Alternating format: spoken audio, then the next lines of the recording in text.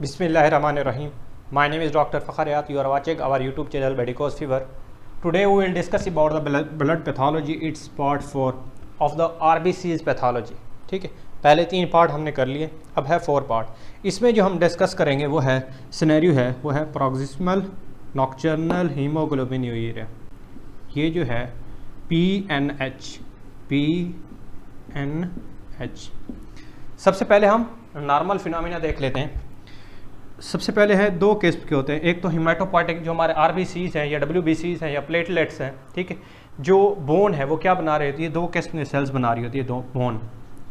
Number 1, it mainly involve in the formation of the myeloid cell and the lymphoid stem cells. कौन से? माइलाइड sales, उसके बाद lymphoid lineage. Okay, माइलाइड में जो lymphoid lineage है इसमें होंगे T lymphocytes and the B lymphocytes, but in case myeloid में क्या होगी, इसमें RBCs, WBCs, प्लेटलेट्स और WBCs में न्यूट्रोफिल, इओसिनोफिल और बेसोफिल। अब जो माइलाइड स्टेम सेल्स हैं, यहाँ पे एक होती है यहाँ पे एक प्रोटीन होती है GPI। इसका नाम होता है ग्लाइकोसाइल फॉस्फेटिडाइल इन आइसोटोल।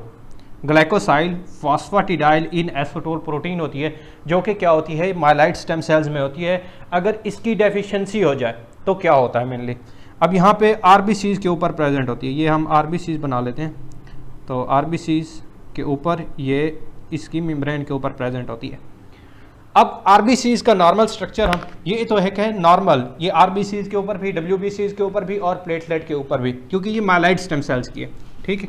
अब हम इसकी होल डिस्कशन करते हैं प्रोक्सिमल नॉक्टर्नल हीमोग्लोबिनूरिया। अब होता क्या है, ये है RBCs के ऊपर 2 किस्म के फैक्टर होते हैं। नंबर 1, एक होता है CD55। कौन सा? CD55। दूसरा होता है CD59, other is the CD59। अब जो CD55 है ये डिके एक्सेलरेटिंग फैक्टर है, इसका नाम है DAF, डिके एक्सेलरेटिंग फैक्टर। अब मेनली क्योंकि हमारा RBC है, ठीक है, ये हम RBC बना देते हैं। तो RBC क्या है, ये पूरे ब्लड में फैले हुए होते हैं। अब अगर ये पूरे ब्लड में फैले होते हैं तो क्या होता है, वहाँ पे कंप्लीमेंट सिस्टम के साथ डायरेक्टली अटैच होते हैं। तो कंप्लीमेंट सिस्टम कहाँ से यूज होता है, मेनली यहाँ पे हम डिस्कस करेंगे कंप्लीमेंट सिस्टम। नंबर 1 C1 होता है, C1 के बाद C2 एक्टिवेट होता है, C2 के बाद C3 एक्टिवेट होता है, कंप्लीमेंट सिस्टम। अब C3 के बाद ये 2 किस्म में चले जाते हैं, C3A और C3B, ठीक है। अब C3B है, ये आगे कन्वर्ट होता है C4 के साथ, C5 के साथ, C6 के साथ। अब आगे जाके ये C4 को आगे करता है और इसके बाद अब यहाँ पे होता है C3 कन्वर्टेज। क्या होता है? C3 convertase. अब ये जो C3B है, यहाँ पे हम नीचे लिख देते हैं, ऊपर लिख देते हैं, ये C3B है और यहाँ पे हम C3A लिख देते हैं। अब जो C3B का फंक्शन क्या है, वो ऑप्सोनाइजेशन फैक्टर है। अब में ऑप्सोनाइजेशन क्या मतलब है, इंगल्फ करने के लिए, कोई भी मैक्रोफेजेस आएगा इसे खा लेगा, ठीक है। C3B is the opsonization factor. अब जो CD55 है, डिके एक्सेलरेटिंग फैक्टर है, ये इसको इनहिबिट कर रहा होता है ताकि C3B मेरे पास ना आए और मुझे ना खाए। तो इसलिए इसका नाम है डिके एक्सेलरेटिंग फैक्टर, जो कि C3 कन्वर्टेज को इनहिबिट कर रहा होता है ताकि C3B ना बने। C3B नहीं बनेगा तो इसको खाएगा नहीं, ठीक है, इसकी हिमोलाइसिस नहीं होगी RBCs की। अब आगे सिस्टम चलता है इस तरह से है। अब C3B है, आगे ये मेनली जो बना देता है आगे C4, C5। अब मेनली होता है C5B 6, 7, 8, 9। अब C5B और C6 इकट्ठे हमने लिख दिए 6, 7, 8, 9। अब ये क्या बनाते हैं, मैक प्रोटीन बनाते हैं। क्या बनाते हैं? मैक प्रोटीन एक बनती है, ठीक है। अब ये मैक प्रोटीन है ये RBC के साथ आके अटैच होती है और जो CD59 है वो मैक प्रोटीन को इनहिबिट कर रहा होता है ताकि मुझे कंप्लीमेंट सिस्टम खाए ना। तो 2 किस्म के हमने CD5 पढ़े हैं। अब एक है CD5 और एक है CD59। CD5 ने C3 कन्वर्टेज को इनहिबिट कर रहा है और जो CD59 है वो इसको खा रहा है, ठीक है। अब होता क्या है, अब डेफिशिएंसी किसके साथ है, अब यहाँ पे होती है जो मेम्ब्रेन के ऊपर होती है GPI। क्या होती है, हम यहाँ पे अगर देखें GPI, अगर GPI नहीं है तो क्या है, CD55 लगेगा नहीं, जब CD55 या डीके एक्सेलरेटिंग फैक्टर लगेगा नहीं तो यहाँ पे इनिबिशन नहीं होगी और C3b से क्या करना, इंगल्फ करना स्टार्ट कर देगा। अब जो डेफिशिएंसी है वो किसकी है, एक म्यूटेशन हुई है जिसकी GP1, ओके, ये है ग्लाइकोसाइल फास्फोटिडाइल और इन आइसोटोल, ठीक है, ओके। अब हम इसको थोड़ा सा डिटेल में डिस्कस करते हैं। अब GPI की डेफिशिएंसी हो गई, ठीक है, ओके, GPI की डेफिशिएंसी हो गई तो जो C3b है वो इसे क्या करेगा, इसके ऊपर अटैक करेगा। अब CD55 की क्या होगी, डेफिशिएंसी होगी, C3b ने इसको हेमोलिसिस कर दी। जब भी हेमोलिसिस होती है तो क्या होता है, अब ये क्या है, इंट्रावेस्कुलर हेमोलिसिस है, क्योंकि कंप्लीमेंट सिस्टम कहाँ पे है, वेसल्स के अंदर है, वेसल्स के अंदर कंप्लीमेंट इसे आरबीसी को क्या कर रहे हैं, तोड़ रहे हैं, तो ये क्या है, इंट्रावेस्कुलर हेमोलिसिस।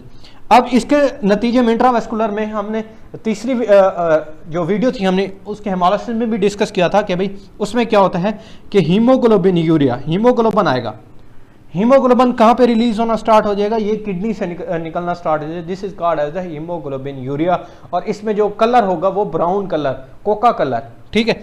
अब इसके जो फैक्टर हैं, एग्रीवेटिंग फैक्टर, वो कौन से हैं, अगर नाइट में क्या होता है, हम यानी कि ब्रीदिंग हम नॉर्मल ले रहे होते हैं, उसमें कार्बन डाइऑक्साइड ज़्यादा होती है, जब भी हमारे अंदर कार्बन डाइऑक्साइड ज़्यादा होगी तो क्या होगी, हमारे पास मेटाबॉलिक एसिडोसिस होगा।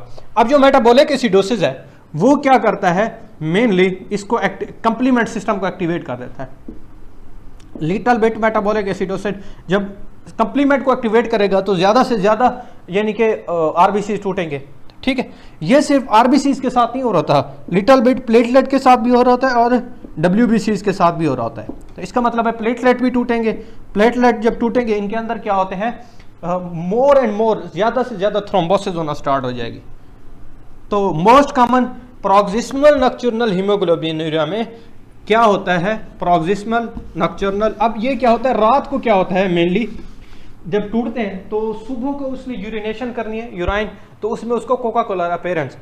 अब हम ये तो हमने डिस्कस कर लिया कि भाई प्रोक्सिमल नॉक्टर्नल हीमोग्लोबिन यूरिया क्या है, कि हीमोग्लोबिन जो यूरिन में अपीयर होना स्टार्ट हो जाएगा, ठीक है।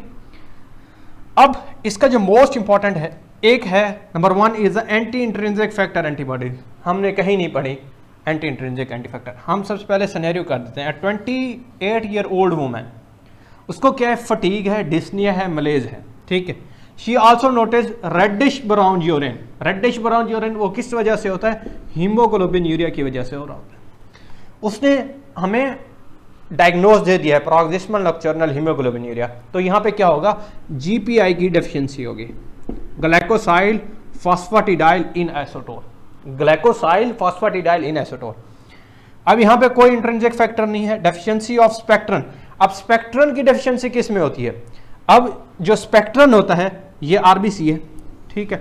आरबीसी का जो स्केलेटन है, ठीक है, ये जो बाहर है ये मेनली स्पेक्ट्रन के साथ अटैच होता है, स्पेक्ट्रन होता है, बैंड होता है, ठीक है, और एक्टिन भी होता है, एक्टिन भी होता है। अब जो स्पेक्ट्रन है इसकी डेफिशिएंसी हो जाए तो उस कंडीशन को क्या कहते हैं, वो हेरिडिटरी स्फीरोसाइटोसिस है। तो ये हेरिडिटरी स्फीरोसाइटोसिस भी नहीं है, तो ये भी आंसर नहीं होगा। impaired synthesis of GIP1, that is the impaired synthesis of the GIP1 हमने डिस्कस कर लिया। आगे है, लास्ट है कि सब्सटीट्यूशन ऑफ वेलिन। अब जो हमने पिछली वीडियो में जो हम सिकल सेल एनीमिया में किया था, थर्ड वीडियो में, उसमें हमने वेलिन में जो 6 नंबर पे ग्लूटामिक एसिड था वो वेलाइन से तब्दील हो गया है, ठीक है। That we all discuss about the proximal nocturnal haemoglobinuria. हम इसको थोड़ा सा डिटेल में डिस्कस कर देते हैं। एक और इसका एमसीक्यूज आता है कि इसकी most common cause of death क्या है, most common cause of death. अब most common cause of death जो है इसकी वो है थ्रोम्बोसिस। अब थ्रोम्बोसिस किसी भी वेसल्स में होगी, थ्रोम्बोसिस क्यों होगी, क्योंकि प्लेटलेट भी डिग्रेड होना स्टार्ट हो जाएंगे, तो थ्रोम्बोसिस होना स्टार्ट हो जाएगी। वहाँ पे जो एक्टिवेटिंग फैक्टर है प्लेटलेट में वो इंक्रीज हो जाएंगे। थ्रोम्बोसिस कहाँ पे, सेरिब्रल एरिया में होगी, तो वहाँ पे डिफरेंट किस्म की कॉम्प्लिकेशन जहाँ जहाँ पे होगी thrombosis, that is the most important cause of death, ठीक। That we all discuss about the proximal nocturnal haemoglobinuria. And thank you so much, जज़ाकल्लाह, अल्लाह हाफिज़। Please like and subscribe our channel Medicos Fever, and remember us in your prayers. Allah.